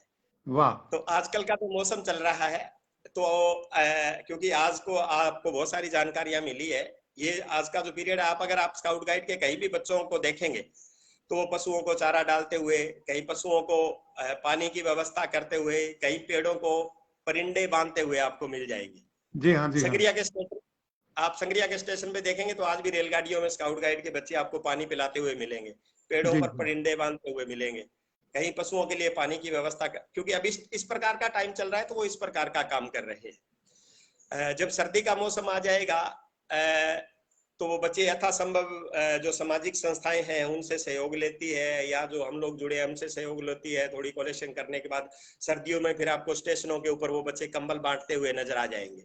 वाह। तो इस प्रकार की जो एक्टिविटीज है वो बच्चे करते रहते हैं। तो मेरा ये हम्म। मानना है कि बच्चा जब जुड़ता है और इस प्रकार की एक्टिविटीज में इन्वॉल्व हो जाता है, तो आजकल 2 चीजों का ज्यादा केत साहब आप हम सब लोग फील करते हैं। एक तो जो ये सोशल मीडिया का जमाना आ गया है, तो बच्चे उस और ज्यादा अपना जो टाइम है उस पर इन्वॉल्व करते हैं। और दूसरा जो ड्रग्स का या दूसरी जो चीजें हैं समाज में, उसकी ओर भी युवा पीढ़ी के जाने की जो है प्रवृत्ति है। लेकिन हम इस प्रकार की एक्टिविटीज में बच्चों को इन्वॉल्व कर देते हैं कि उस और उनका ध्यान नहीं जाता है, उनका ध्यान जो है इस प्रकार की चीजों में जो है चला जाता है। जो भी उनके पास स्पेयर टाइम है बच्चों का, वो इस टाइप की एक्टिविटीज में लगाते हैं। इसका एक बहुत ही सुंदर उद्देश्य है। मैं आपके श्रीमुख से डॉक्टर साहब सुनना चाहता हूँ। जी जी सर। हाँ जी। इसका बहुत ही सुंदर उद्देश्य है स्काउट गाइड जी का। जी। वो मैं आपके श्रीमुख से सुनना चाहता हूँ, बड़ा प्यारा लगता है मेरे को। अच्छा अच्छा अच्छा। सर जैसा मैंने बताया 3 फेज है, तीनों के अलग अलग है। जो कबूल फेज पॉली फेज है उसका जो उद्देश्य है वो है कोशिश करो, क्योंकि छोटे बच्चे होते हैं। और दूसरी जो हमारी पेज है स्काउट गाइड वाली, उसका जो मोटो है तैयार। तैयार का मतलब हर समय तैयार रहना। जी जी जी। राष्ट्र को जब भी जरूरत है, समाज को जब भी जरूरत है, परिवार को जब भी जरूरत है, तैयार। और जो अडल्ट की फेज है उसका जो मोटो है वो है सेवा। सेवा। उसका जो मोटो है वो सेवा है। प्रेम जी मंडा ने बहुत ही सुंदर बात लिखी है एक, कि तीनों स्टेट के जो डिस्ट्रिक्ट कमिश्नर है वो संग्रिया से है। ये एक और सहयोग मंडा जी ने जानकारी दी कैद साहब। हमारी जी छोटी सी मंडी है संग्रिया, स्वामी केशवानंद की कर्मस्थली है। और देखिए मैं सिरसा में एज ए संगठन आयुक्त काम करता हूँ, और साथ लगते पंजाब में बठिंडा में जो संगठन एज ए संगठन आयुक्त काम करते हैं मिस्टर अमृतपाल बराड़, वो भी संग्रिया से ही है। मैं सरसा अच्छा। में एज ए संगठन आयुक्त काम करता हूँ, मैं भी संग्रिया से हूँ। और जो गंगानगर के संगठन आयुक्त थे वो भी अब वो एक उनका सेकंड ग्रेड में सिलेक्शन हो गया, वो भी संगरिया से थे। तो तीनों स्टेट का संगम है और इस छोटी सी मंडी में तीनों जो डिस्ट्रिक्ट हेडक्वार्टर है उनकी जो कमान है वो संगरिया के हाथ में। मंडा जी ने भी बहुत अच्छी जो जानकारी है शेयर करी है। जी जी जी। अच्छा, अपने डॉक्टर साहब, माननीय डॉक्टर साहब, आपको अ, एक बात जरूर जानकारी में आई होगी कि जी इनकी एक विशेष प्रकार की वेशभूषा होती है, एक ड्रेस कोड होता है। तो इस बिल्कुल। ड्रेस कोड के पीछे क्या बात छिपी हुई है? ड्रेस कोड जरूर है। ड्रेस कोड भी सर अलग अलग है। जो स्काउट गाइड का है बेसिकली वो हमारा ग्रे और ब्लू है, और कप बुलबुल के लिए भी ग्रे और ब्लू है, और अडल्ट्स के लिए दोनों परमिटेड है, पर्पल कलर भी है और वो व्हाइट कलर भी है। तो जिस को जैसा कलर दिया गया है जैसे, और हमारे ब्लू के पीछे सर एक ही कारण है, हमारा जो ध्वज है वो भी नीले रंग का है। जैसे जी हमारा जी राष्ट्र ध्वज 3 रंग का है, तीनों के अपने मीनिंग है। हमारा नीला है तो हम अक्सर कहते हैं नीला रंग गगन सा विस्तृत भातृभाव फैलाता। तो जी। हम वाह। हमारी जो यूनिफॉर्म या जो फ्लैग है उसको हम विशालता से जोड़ते हैं सर। जी जी जी। तो उसके पीछे ये एक जो है हमारा लॉजिक है विशालता की, विशाल आसमान की तरह से विशाल।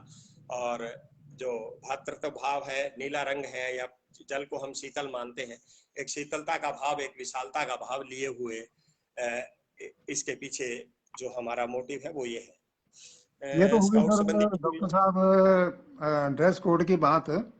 और जी अब जो गले में स्कार्फ बांधा जाता है। जी जी हाँ जी। ये जी जी तो इसके भी भिन्न भिन्न रंग देखने को मिलते हैं, सभी का एक रंग का नहीं होता। हाँ जी, इनको बिल्कुल। दोनों को जोड़ करके ऐसे बांध लेते हैं, बहुत ही बढ़िया।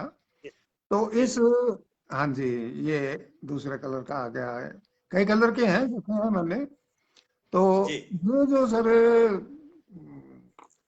इसके बारे में कुछ जरूर बताएं कि ये अलग अलग तो रंगों के इसमें क्यों होते हैं और उनका क्या महत्व है? सर महत्व तीनों का कुछ नहीं है, लेकिन इनका जो कलर है वो ट्रेनिंग के हिसाब से जो है प्रिस्क्राइब किया गया है। जी जो सब हमारे बच्चे से लेकर के और हमारे राष्ट्रीय आयुक्त तक सभी लोग स्कार्फ पहनते हैं। स्कार्फ जो है वो दुनिया में हमारी एकता का एक पहचान है। एक स्कार्फ, और दूसरा हम 3 फिंगर सैल्यूट करते हैं। जी अगर आपके सामने, अगर हम सिविल में है, स्कार्फ नहीं है, कहीं भी जा रहे हैं, अगर स्कार्फ हमारे पास है, 3 फिंगर हम लोग सैल्यूट करते हैं, तो सामने वाला व्यक्ति ये समझ पाता है कि ये स्काउट के फील्ड से जुड़ा है। जी कोई जी। भी स्कार्फ आप पहन सकते हैं। जो मैंने अभी पहना है अपने गले में ये, और एक हमारा नेशनल ट्रेनिंग का खाकी कलर का स्कार्फ है, येलो और ग्रीन। जी ये 4 कलर के जो स्कार्फ है उसको छोड़ करके कोई भी कलर का स्कार्फ कोई भी व्यक्ति, कोई भी ट्रेनर या कोई भी बच्चा पहन सकता है। जैसे ये मेरे हाथ में दूसरा आप सिंपल स्कार्फ देख रहे हैं, ये जी सब पहन सकते जी हैं। ट्रेनिंग का एक लेवल है। हमारी 3 जो अडल्ट ट्रेनर्स हैं उनकी 3 ट्रेनिंग बच्चों के लिए होती है। पहले बेसिक, एडवांस और वुड बेज। जी जब आप वुड बेज के लेवल तक पहुंचते हैं तो आप खाकी कलर का जो स्कार्फ है वो पहन सकते हैं। जिस जी व्यक्ति के गले में खाकी कलर का स्कार्फ है तो सामने वाला जज कर लेता है कि ये वुड बेज होल्डर है, यानी कि बच्चों की ट्रेनिंग देने के रिगार्डिंग जो हाईएस्ट ट्रेनिंग है उस ट्रेनर ने ले रखी है। जी जो अभी मैंने गले में डाला है इसको हम कमिश्नर स्कार्फ बोलते हैं। जैसे जिला संगठन आयुक्त बोले, या आयुक्त स्कार्फ है। जिस भी व्यक्ति के पास, चाहे कोई राज्य सचिव है, चाहे कोई राष्ट्रीय सचिव है, चाहे कोई जिला का सचिव है, वो सब लोग ये पर्पल कलर का जो स्कार्फ है वो पहनते हैं। जी सारे वुडवेज होल्डर जो है वो खाकी कलर के पहनते हैं। सेक्रेटरी जो हमारे हैं वो ग्रीन कलर के पहनते हैं। इस प्रकार से ये ट्रेनिंग और अलग अलग जो कलर है वो डिसाइड किए गए हैं। जी और इसको पहनने के बाद हम लोग एक तरह से इसमें नीचे एक नोट लगा देते हैं, उसको हम गुड टर्न नोट कहते हैं, भलाई की गांठ कहते हैं। वो हमारा जो मोटो है सेवा या राष्ट्र निर्माण का, उसको याद कराती है। जब तक वो लगी रहती है हम सोचते हैं कि हमने राष्ट्र के प्रति अपना जो कर्तव्य है वो पूरा नहीं किया है। हमेशा मान के चलते हैं कि एक व्यक्ति को एक भलाई का काम रोज करना चाहिए। और वो जी करने के बाद उस नोट्स को हम एक तरह से रिलीज कर देते हैं, तो हम सोचते हैं कि आज का जो हमारा फर्ज था समाज के या देश के प्रति वो पूरा हो गया है। तो ये इस प्रकार से जो है स्कार्फ की जो है महत्ता है और ट्रेनिंग के हिसाब से इनके लेवल है। आदरणीय डॉक्टर साहब, इसका जो है बहुत महत्व है और बहुत जानकारी आपने विस्तृत रूप से स्कार्फ के बारे में दी है। और निश्चित रूप से जब बाकी सब प्रकार के दिन होते हैं, फ्लैग डे होता है, ये डे होता है, तो स्कार्फ डे भी होता होगा, उसका भी बताइए कि कब होता है, क्योंकि ये एक प्रकार से आजकल के बच्चों में जीके का प्रश्न भी हो जाता है। हाँ,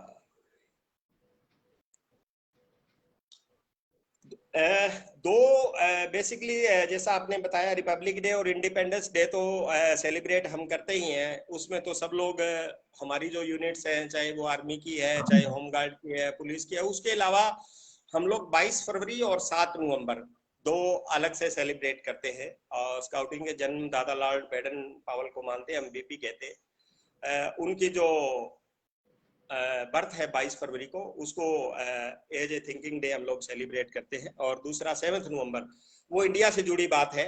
भारत स्काउट गाइड का पहले बहुत सारी ऑर्गेनाइजेशंस इंडिया में भी काम करती थी, Hindustan scout guide, Bharat scout guide, Indian boy scout association.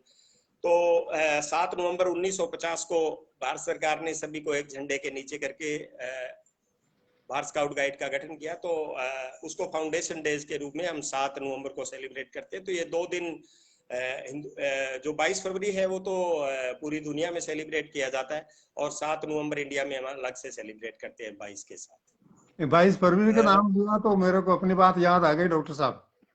हाँ। 22 फरवरी को आकाशवाणी सूरतगढ़ की प्रसारण शुरू हुआ था। ओहो। बहुत बहुत अच्छी बात। तो चलो 22 एक बात जनवरी को कॉमन हुई है। आकाशवाणी सूरतगढ़ का प्रसारण शुरू हुआ था, ये भी एक बीच में जानकारी में इजाफा कर गई है आपकी बात। हाँ, मैंने एक जगह पढ़ा था 1 अगस्त के स्कार्फ डे स्काउट का जो है वो मनाया जाता है, क्या वो सही है या मैं कुछ उसमें गलत पड़ गया? बिल्कुल सही।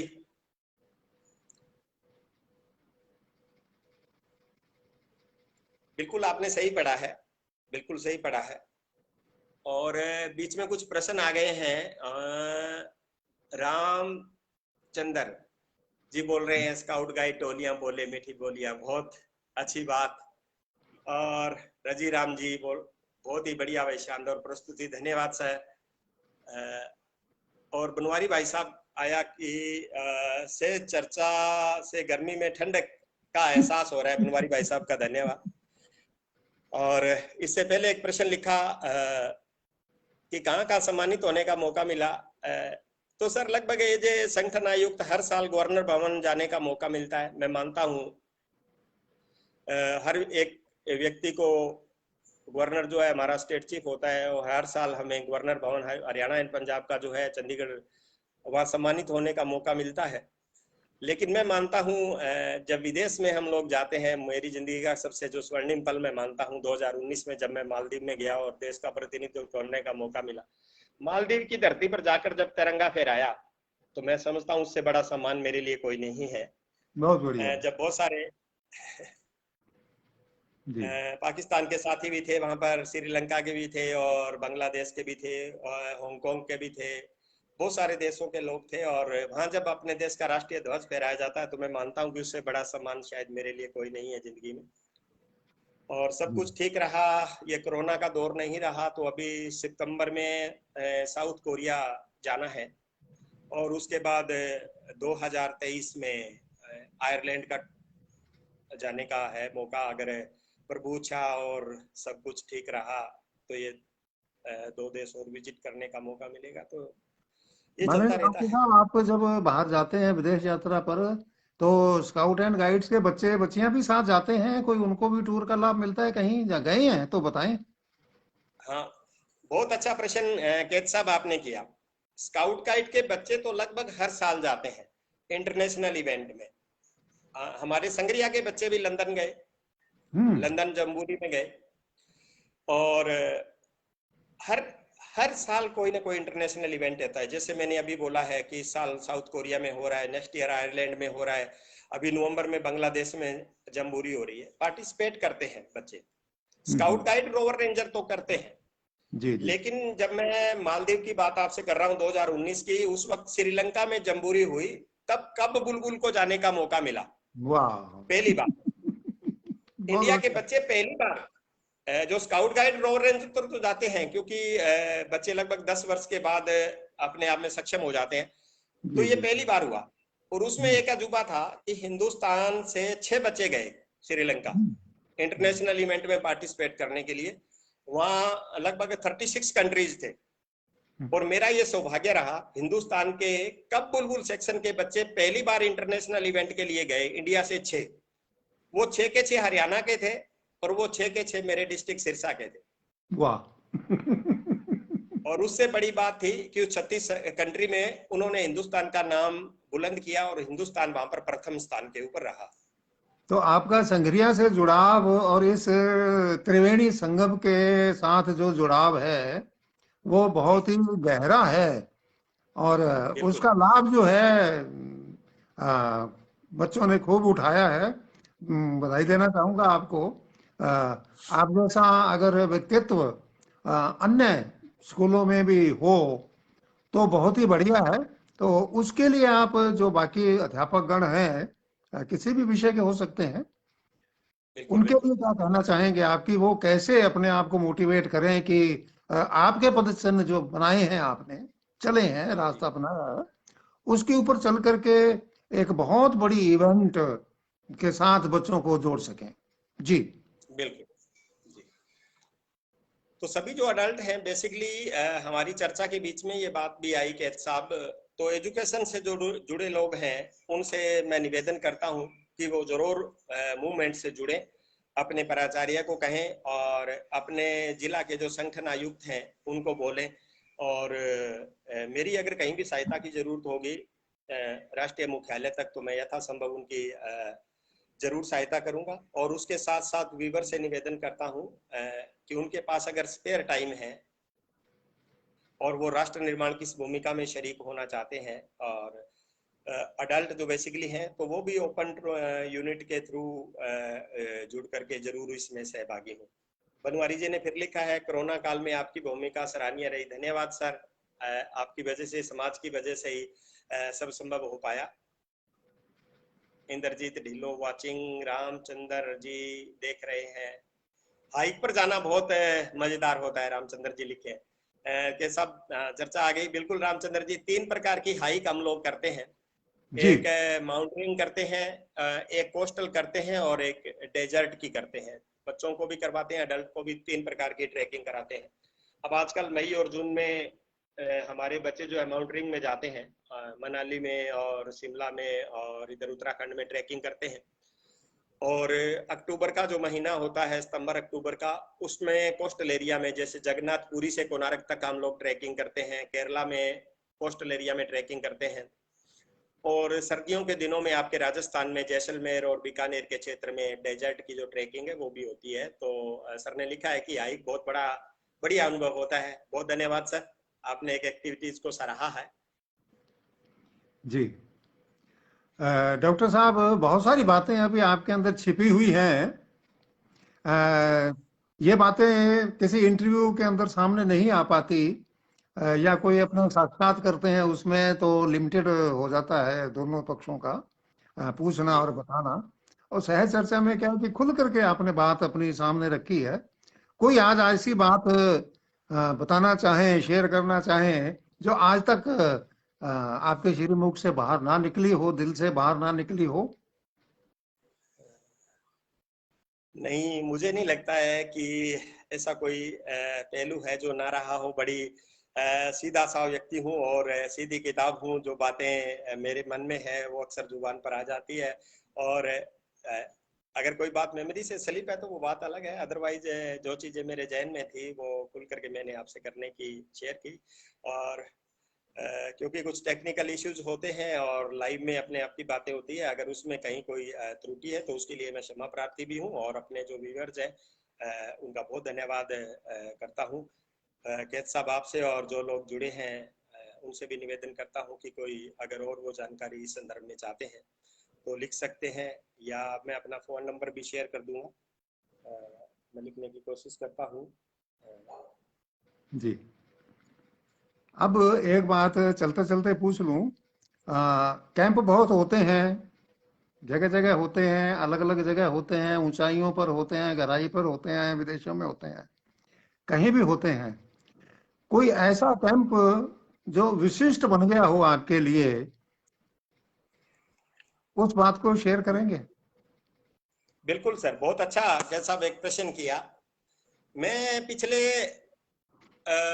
17-18 वर्षों से इस फील्ड में हूँ, और जैसा मैंने आपसे शेयर किया कि कैंप हिली एरिया में भी होते हैं, डेजर्ट पे भी होते हैं, और कोस्टल एरिया में भी होते हैं, और हिंदुस्तान के लगभग हर कोने में मुझे जाने का सुअवसर मिला, विदेश जाने का भी मौका मिला। उससे एक प्रश्न मेरे जहन में आया कि मेरे बच्चे जो हैं, मैंने जैसे आपको बताया श्रीलंका भी गए, शिमला भी जाते हैं, पुष्कर भी जाते हैं, कैलकाटा भी गए, बेंगलोर, हैदराबाद मेरे जो बच्चे हैं विजिट किया। और उससे मेरे जहन में एक प्रश्न आया कि क्यों ना मैं एक इवेंट अपने जिले में ऑर्गेनाइज करूं, ताकि पूरे हिंदुस्तान के बच्चे वहां भी आए। वाह। उसके लिए मैंने 2013 से लगभग प्रयास करना शुरू किया राष्ट्रीय मुख्यालय में। मैंने कहा मेरे बच्चे पूरे हिंदुस्तान में जाते हैं, विदेश जाते हैं, मैं भी जाता हूं, लेकिन मैं चाहता हूं कि पूरे हिंदुस्तान के बच्चे आकर के मेरा सिरसा भी देखें। वाह। और लगभग 3-4 वर्षों के प्रयास के बाद मैं कामयाब हुआ। एक राष्ट्रीय स्तर का इवेंट हरियाणा को मिला। बड़ी मुश्किल के बाद राष्ट्रीय मुख्यालय ने चंडीगढ़ दिया, तो मैं चंडीगढ़ बातें करता रहा कि मुझे सिरसा में इवेंट करना है। तो वहां पर हमारी फाइल फंस गई। पहले तो दिल्ली से हरियाणा को नहीं मिला, हरियाणा को मिले तो वो कहते हैं सिरसा जो है चंडीगढ़ से फार अवे है, बहुत रिमोट है, 300 किलोमीटर है। हम जो ये इवेंट है पंचकुला या यमुनानगर में नजदीक जो है अम्बाला में, जहाँ ज्यादा फैसिलिटी है, करना चाहेंगे। लेकिन मैंने प्रयास किए तो वो सिरसा में आया। फिर मैं कलेक्टर महोदय से मिला, मैंने कहा इस तरह से ये मुझे एक इवेंट करना है। तो वो कहते कोई बात नहीं। मैंने कहा सर मुझे तो गाँव में करना है। तो कलेक्टर वाह। साहब ने मना कर दिया, पूरे हिंदुस्तान के बच्चे आएंगे और गाँव में। मैंने कहा सर देखो मेरी इच्छा तो यही है। तो बहुत प्रयासों के बाद कलेक्टर साहब ने परमिट किया, और मैंने एक रुगवाना गांव है, वहाँ के एक सरपंच मिस्टर जगतार सिंह जी हुए, उनके सहयोग से वो इवेंट मैंने किया। और आपको बताना चाहता हूँ कि हिंदुस्तान के 23 स्टेट के बच्चों ने उस इवेंट में पार्टिसिपेट किया। और ग्रामीण लेवल पर हरियाणा सरकार और कलेक्टर महोदय की रेणुबाई से बहुत ही बेहतरीन सेवाएं वहां पर, चाहे वो मेडिकल फैसिलिटीज की बात हो, चाहे सफाई की बात हो, या खाने की बातें हो, बहुत बेहतरीन तरीके से हमने की। आज जब भी देश के विभिन्न कोनों में जाता हूं तो सभी स्टेट मुझे साधुवाद देते हैं कि उस लेवल का इवेंट नहीं हो पाया। तो मैं अपने आप का सौभाग्य और अपने जीवन का वो स्वर्णिम पल मानता हूं कि एक राष्ट्रीय लेवल का जो इवेंट है वो मैंने एक छोटे से गांव में किया। आपकी इस लाइव जो चर्चा है उसमें 2-3 लोग हैं जो उस बात के साक्षी हैं, जी जी जिनको जी वो जी। इवेंट देखने का मौका मिला था। आज की चर्चा में वो देख रहे हैं। तो मैं मानता हूं कि वो सबसे बड़ा इवेंट था मेरे जीवन का। जी जी। डॉक्टर साहब, कार्यक्रम लगभग समापन की ओर है, और चलते चलते मैं एक बात और उगलवाना चाहता हूँ। जी सर। भावी योजना आपकी क्या है? पिछली योजनाएं तो आपकी बहुत अच्छी लगी, और बहुत लोगों ने उसका फायदा उठाया, और आपने कुछ लीक से हट करके बहुत अच्छे प्रयास किए, गहन प्रयास किए, और उसमें आप सफल हुए। भविष्य की क्या योजनाएं आपने संजो रखी हैं या बना रखी हैं? भविष्य में तो जैसा कैद साहब आपसे मैंने चर्चा की है कि लगभग 22-23 का वर्ष का जो समय है वो मेरा एजुकेशन में बीता है, और पिछला 17-18 वर्ष का स्काउटिंग में बीता है। आज आपकी तरह से मैं 50 प्लस की एज में चला गया हूँ। मैं बहुत सारे साथी मेरे जो हैं डिस्ट्रिक्ट के इस चर्चा में लाइव है, मैं उनसे अनुरोध करता हूँ कि ये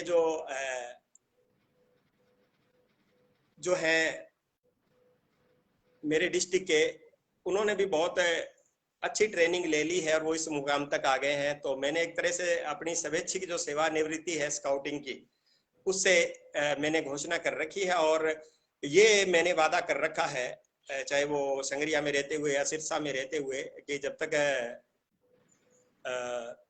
मेरा शरीर साथ देगा तब तक स्काउटिंग के लिए मैं समर्पित रहूंगा और खुले मन से उसकी सेवा करता रहूंगा। लेकिन शासकीय सेवा के और डॉक्यूमेंटेशन के हिसाब से तो अपनी एक लिमिट है। तो मैंने अपनी हाईएस्ट ट्रेनिंग ले ली है, हर लेवल के इवेंट मैंने ऑर्गेनाइज किए हैं और एक अच्छी टीम मैंने अपने डिस्ट्रिक्ट में और इस एरिया में बनाई है। अब एक तरह से आपकी तरह से मैं अपना जो कार्यभार है भावी योजना में उनके कंधे पे डालकर थोड़ा स्वतंत्र होना चाहता हूँ और स्वतंत्र रूप से, जैसा आप सोच रहे थे कि हम लोग कैसे काम कर सकते हैं, तो बाहर से जैसे राष्ट्र निर्माण की प्रक्रिया में आप लोगों की इच्छा है, मेरी भी ये इच्छा है कि मैं जुड़ के राष्ट्र की सेवा तो करता रहूं, लेकिन ये जो कार्यभार है वो जो अब युवा पीढ़ी है उसके कंधों पर आना चाहिए। जी जी जी। डॉक्टर साहब, बहुत आनंद आया आपसे चर्चा करके। और जहाँ तक मैं समझता हूँ कि आज के कार्यक्रम का जो उद्देश्य है, सोच करके चले होंगे हम लोग, उससे कहीं हमारे दर्शकों ने इसको पाया होगा और देश विदेश के बहुत सारे लोग जो हैं वो भी इसकी तरफ आकर्षित हुए होंगे, क्योंकि बहुत सारी चीजें हैं जो भारत से दुनिया सीखती है और लाभ भी उठाती है।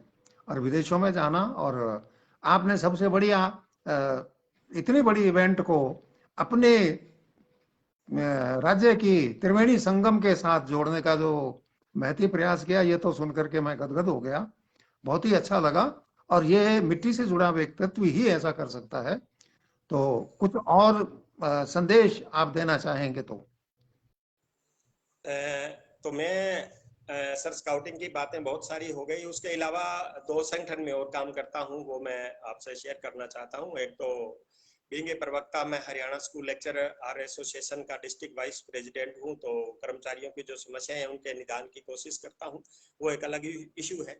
और पिछले थोड़े से समय से हमारे यहाँ योगा की एक बेहतरीन क्लास चलती है, पतंजलि योग समिति की, मंडा जी भी उसी से जुड़े हैं, हमारे प्रभारी हैं, मैं भी उसकी तहसील का सह प्रभारी हूँ। तो मैं चाहता हूं कि स्काउटिंग की मूवमेंट से जुड़े राष्ट्र निर्माण में योगदान भी दे। और एक सबके लिए मेरा संदेश है कि योग वो जरूर करें। योग का जीवन में बहुत महत्व है। आज हमारा जिस प्रकार का खान पान हो गया है और स्वास्थ्य के जिस प्रकार से इश्यूज आ रहे हैं, तो सबसे जो हम कहते हैं कि सबसे जो पहला सुख है कि पहला सुख निरोगी काया, निरोगी काया। तो आप अपने लिए 20 मिनट आधा घंटा जरूर निकालें। और मैं स्पेशली तो नहीं कहना चाहता कि पतंजलि योग समिति, बहुत सारे सोर्सेज हैं, आप कहीं से भी उसकी जानकारी ले सकते हैं। उससे जुड़ करके मेरा ये निवेदन सभी साथियों से है कि अपने बच्चों को स्काउटिंग से जोड़े। आपके पास भी अगर स्पेयर टाइम है तो उससे जुड़े, और लेकिन अपने स्वास्थ्य का ध्यान रखने के लिए योग आप जरूर करें। ये मेरा निवेदन सभी से है। हमारे जिला सचिव शायद लेट जुड़े हैं, सुखदेव जी ढिल्लो इस लाइव चर्चा में है, मेरे से सीनियर साथी हैं, उनका भी मैं अभिवादन करता हूं। ढिल्लो साहब नमस्कार जी। हाँ, तो अब आपकी चर्चा ही मतलब जो इतनी प्यारी चल रही है और लुभाने वाली है कि समय का कुछ भान नहीं रहता। फिर कुछ ना कुछ बात याद आ जाती है। क्योंकि कोई भी आदमी चलता है, तो बच्चा चलता है तो एक कदम लड़खड़ाते हुए रखता है, गिर जाता है, दूसरा कदम रखता है, लड़खड़ाते हुए गिर जाता है, धीरे धीरे वो चलना सीख जाता है।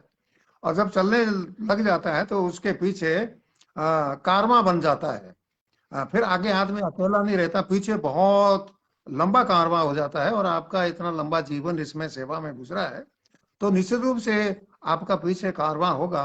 आपके साथ सपोर्ट करने वाले बहुत सारे नाम होंगे, जिनको आप बताना बहुत पसंद करेंगे। तो मैं उनके नाम सुनना चाहूंगा, उनको बताना चाहिए आपको।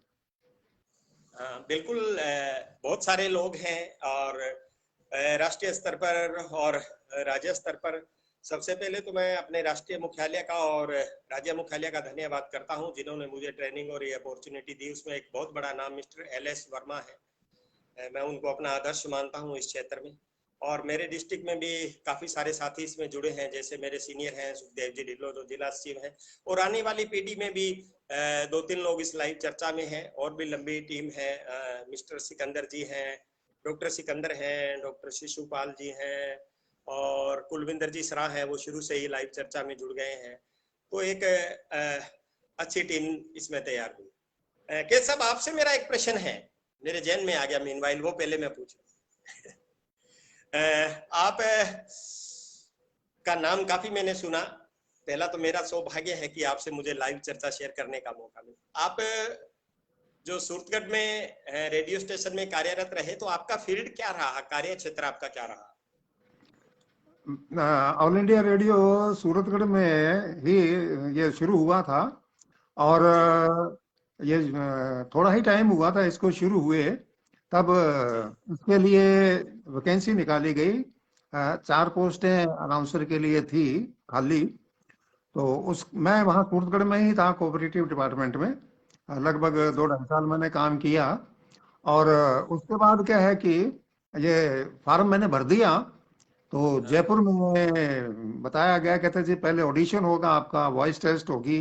अच्छा, उससे पहले क्या है कि मैं रेडियो पे कई कार्यक्रम दे चुका था, और जी जो अधिकारी थे जो रिकॉर्डिंग करते थे मेरी वार्ता वगैरह की, तो वो भी कहते थे कि भी बोलवाणी अच्छी है, हिंदी भी अच्छी है, क्योंकि मैंने स्कूल में संस्कृत पढ़ी थी तो थोड़ी हिंदी ठीक हो जाती है।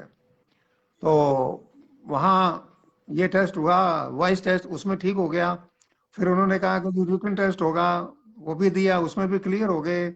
और फिर कहा जी इंटरव्यू होगा। उन्होंने भी कहा कि भाई आप तो पंजाबी भाषी हैं, हाँ, शायद पास नहीं कर पाएंगे, क्योंकि हिंदी स्टेशन है और राजस्थानी स्टेशन है ये। दो हाँ, भाषाएं हैं या दो बोलियों के आदमी इसके अंदर चाहिए हमें। मैं जी कोशिश करता हूँ। तो उन्होंने पंजाबी में भी बुलवाया मेरे से, तो पंजाबी बोल दी। कहते आप पंजाबी भाषी हैं? मैंने कहा बिल्कुल हूँ। तो राजस्थानी कैसे बोलेंगे आप? राजस्थानी में प्रोग्राम करना पड़ा तो मैंने कहा जी बखूबी बोल लूंगा। कहा जी बोल के दिखाओ। उसके बाद लगभग 15-20 मिनट का इंटरव्यू मेरा जो राजस्थानी में ही चलता रहा। उन्होंने कहा कि जी आप तो बिल्कुल फिट हैं। फिर हाँ, उन्होंने कुछ श्लोक बताए कि जी ये संस्कृत के पढ़ के दिखाओ। आती है? मैंने कहा जी पढ़ दूंगा। पढ़ दिए। कहते कि ठीक है जी, इस तरीके से। और ये मान लीजिए कि गंगानगर जिले का और जी हनुमानगढ़ जिला जो उस टाइम अविभाजित था, हाँ, एक बिल्कुल एक ही बाद था। में हाँ, अलग हुआ है, तो उसका गंगानगर से मतलब कि पहला उद्घोषक होने का गौरव प्राप्त है मेरे को। और बहुत बढ़िया। वहीं ज्वाइन किया, और वहीं 14 में सेवानिवृत्ति हुई है मेरी। और जी हमारे श्रोताओं ने बहुत कमाल का नाम दिया है मेरे को, और मेरे बिल्कुल। काम को हर क्षेत्र में उन्होंने पसंद किया है। मैं सबका आभारी हूँ। जी। अ, सर मेरे जहन में एक बात आ रही है रेडियो के ऊपर। पहले रेडियो ही हमारे एंटरटेनमेंट का एक साधन था, बाद में टीवी आया और आप बहुत लंबे टाइम जुड़े रहे। तो कहीं जो हमारा क्रिकेट या दूसरी चीजें जो लाइव कमेंट्री हुआ करती और उसमें भी आपको जुड़ने का मौका मिला? नहीं, उसके लिए मैंने कोशिश नहीं की। हमारे साथ एक और साथी होते थे, कुलविंदर सिंह कंग। जी कुलविंदर सिंह कंग होते थे हमारे साथ। और उन्होंने इसके कमेंट्री के लिए प्रयास किया था, और वो सफल भी हुए, और वो इंटरनेशनल नेशनल लेवल की कमेंट्री करते थे। हाँ। तभी मेरे जहन में ये प्रश्न आया कि पहले रेडियो सोर्स होता था और हम अपने बचपन में सुना करते, तो नाम और आवाज आपकी सुनी थी। तो जैसे ही बनवारी भाई साहब ने लास्ट मोमेंट में कहा, तो मैंने कहा जरूर, मेरी ये दिली इच्छा है। और मैं अपनी ओर से आपको बहुत साधुवाद देता हूं कि आपसे मुझे आज सम्मुख होके चर्चा करने का मौका मिला। ये मेरा औभाग्य है।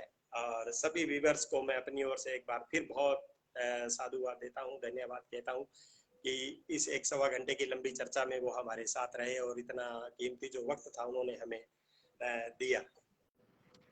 डॉक्टर साहब, बहुत बहुत आभार व्यक्त करूंगा। और आशा करूंगा कि हमारे जो दर्शक हैं वो इस सहज चर्चा से बहुत कुछ पा चुके होंगे, और उसके ऊपर चिंतन मनन करें, और उसके ऊपर अग्रसर हों। और डॉक्टर इंद्र सेन जी का जो एक सपना है लंबा कारवां बनाने का, उसमें अपना सहयोग दें। और मैं आपको फिर से बहुत बहुत अभिवादन करता हूं आपका। और आपने मेरे छोटे से निमंत्रण को स्वीकार किया, और आज अपना कीमती वक्त दिया। इसके लिए मेरी तरफ से और मेरे दर्शकों की तरफ से आपको बहुत बहुत आभार, धन्यवाद। धन्यवाद सर।